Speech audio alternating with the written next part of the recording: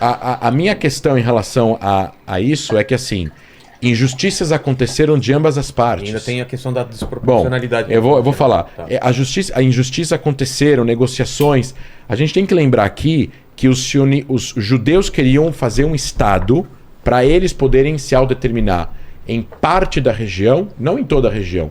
E a ideia de os judeus se autodeterminarem, eles queriam criar um país para si, eles não queriam destruir, evitar a criação de um país para os outros.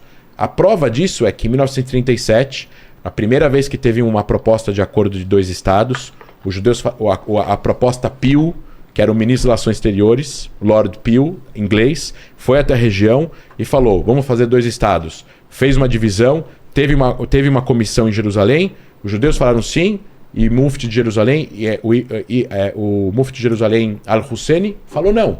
E aí deu início à revolta árabe, que já tinha começado em 36 e acabou em 39.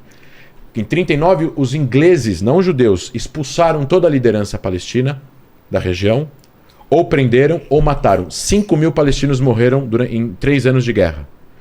A liderança palestina, liderada pelo Mufti de Jerusalém, vai até a Alemanha, se alia a Hitler e pede para Hitler resolver o problema dos judeus na Palestina, assim como ele resolveu o problema judaico, matando os judeus da Europa.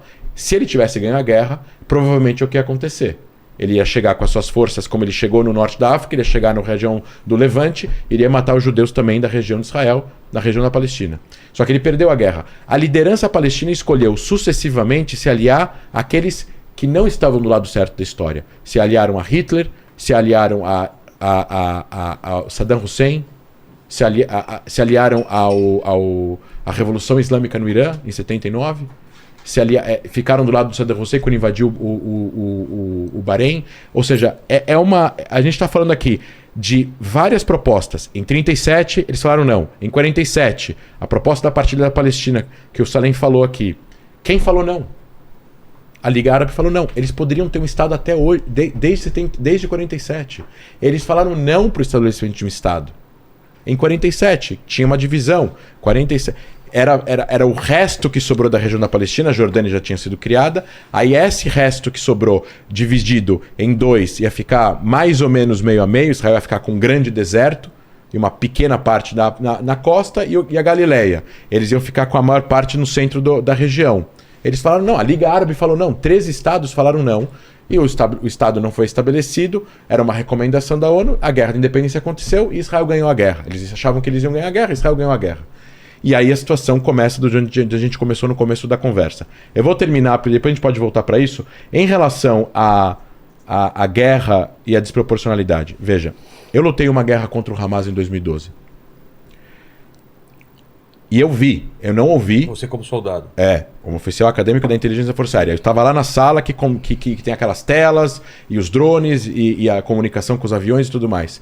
Não tem nenhuma força aérea no mundo, nem a americana, nem a britânica, nem a francesa, nem dos países mais democráticos do mundo, que fazem um esforço colossal para evitar que civis morram, que nem a Força Aérea de Israel.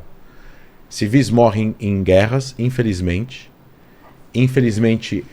Mas assim, eu vi alvos sendo cancelados em tempo real porque apareceu um civil que ninguém sabe quem é, durante um alvo que tinha sido criado durante um ataque, etc. e tal. Guerras são complexas, alvos são criados em tempo real e tem que acompanhar o alvo do começo ao fim porque a inteligência pode mudar, alguém pode ter entrado na casa, alguém pode ter saído, as armas podem estar em outro lugar, qual bomba vai ser usada, é uma questão técnica. Essa questão da destruição que o Salem falou, eu discordo. As últimas guerras em Gaza mataram 98% de pessoas ligadas à Jihad Islâmica e o Hamas. O mínimo de danificação de estrutura civil possível.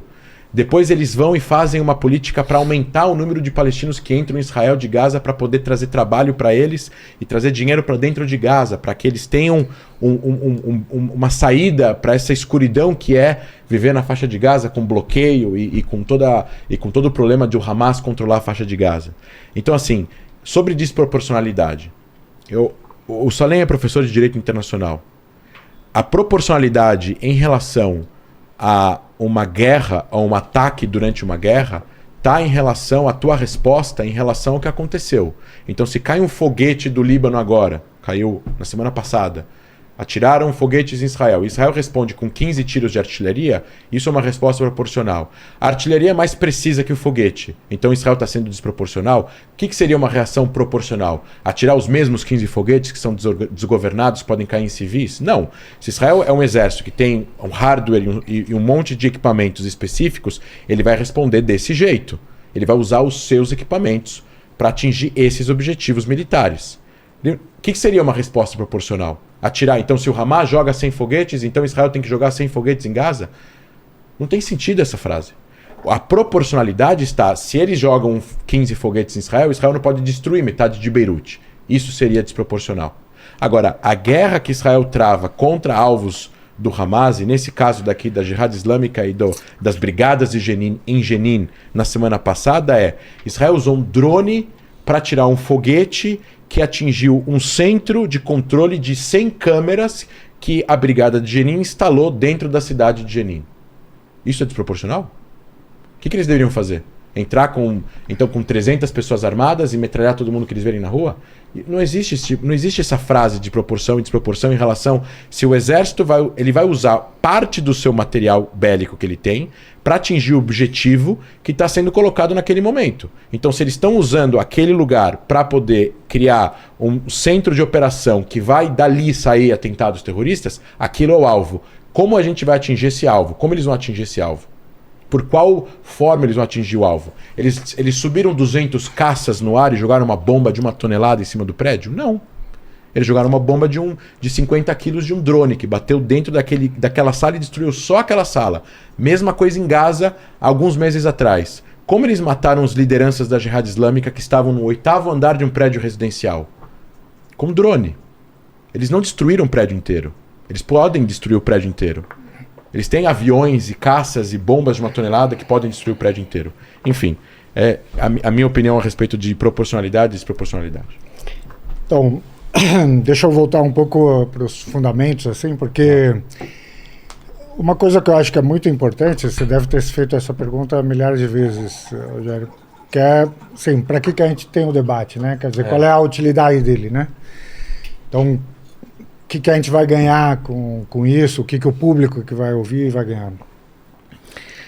No discurso do André, assim, tem muito disso que eu chamo de mitos, que o Ilan Pappe chama de mitos e que precisam ser, e que é essa cortina de fumaça e tal. Tem alguns recursos, assim, eu não sei se obviamente ele pode estar totalmente convencido disso, pode não ser digamos, apenas uma técnica, mas é um convencimento próprio. Mas tem alguns recursos, né, de retórica, sabe, que são muito interessantes e tem, digamos, na hora em que, evidentemente, sobre questões factuais, né, eu e ele discordamos, então eu digo, por exemplo, sei lá, a invasão de 67 e a política de hoje é de limpeza étnica, a instalação dos assentamentos, etc. E ele me diz, não, é diferente. Então, sim, obviamente, quem já concorda comigo, ele vai achar que eu estou certo e a única preocupação dele é se eu fui competente o suficiente para colocar isso no debate, certo? Se eu fiz isto bem, ou seja, se eu ganhei ou perdi o debate. Quem concorda com o André também está achando ótimo, concorda com ele e tal. Também a única preocupação dele vai ser, o cara foi hábil ou não foi hábil para enfrentar a outra parte. E aí você tem as pessoas, né, que querem saber, querem entender, né? E essas pessoas agora, elas descobriram que há várias questões, né, em que há discordância e elas estão, portanto, convidadas a ir lá e pesquisar e ver, né? Então a gente pode dizer para elas onde é que elas vão procurar essa informação e tal. Claro, a informação, como foi dito, o Ilan Pappe assim, uma sumidade para muita gente e, óbvio, para quem discorda dele, não. O Benny Morris é uma decepção para muita gente, porque ele era parte desse movimento dos novos historiadores, trabalhou junto, né, com o Ilan e com outros que fizeram, inclusive escreveram um livro juntos sobre a Guerra de 48, em que eles têm leituras Avi Schleim e outros historiadores, Shlomo Sand e tal. Só que o Benny Morris depois, assim, eu lembro de ter visto o Benny Morris aqui em São Paulo e um amigo meu, professor na GV, que acompanha esses temas, mas que não é, sabe, nem pró, nem contra, nada. Ele ouve o Benny Morris e ele diz, mas que decepção, o Benny Morris agora virou isso, sabe, assim, ele respeitava mais o Benny Morris quando o Benny Morris passou a ser um ardente defensor, né, de Israel e da ocupação. Ele falou, pô, que decepção, ele já foi melhor, né, como historiador e tal. Então, óbvio, também você vai lá e vai cotejar, vai ver se os argumentos cabem, se não cabem e tal. Mas aqui há questões factuais que são muito fáceis de, sabe, de desvendar, assim, não tem... Agora, vamos voltar, assim, para uma coisa fundamental, e eu estava falando dos recursos de retórica, né? Tem duas coisas interessantes. O André diz assim, olha, quando Israel tomou a Cisjordânia e tal, em 67, tem a parte lá de Jerusalém, né, os entornos de Jerusalém Oriental, que eles anexaram, certo? E aí eles deram a opção para as pessoas, né? Você quer a licença de moradia ou você quer a nacionalidade? E alguns escolheram, a maior parte escolheu a licença e tal. Ou seja, ele está dizendo, ó, os israelenses pegaram a parte oriental, que é a parte histórica da cidade, é onde fica a cidade antiga, sim, certo? Que é a parte sagrada da cidade, que é a parte que tem a mesquita, que tem o muro, que tem, certo? E eles dizem, ó, isso daqui agora é Israel. Então, vocês querem ser cidadãos de Israel? Ou vocês querem só uma licença? Ou seja, você está dizendo para o cara que você ocupou, entendeu? Cuja cidade você tomou, está dizendo, isso aqui agora é meu. Tá? Você quer ser cidadão meu? Quer dizer, você deixa de ser palestino, você vai ter a cidadania do seu ocupante, né? Ou você vai ficar só com uma licença de moradia sem abandonar a sua identidade palestina. Então, é uma opção terrível, na verdade. Mas o que eu digo que é uma técnica, digamos, de retórica? É que ele passa pela parte do... Eles anexaram como se não fosse nada.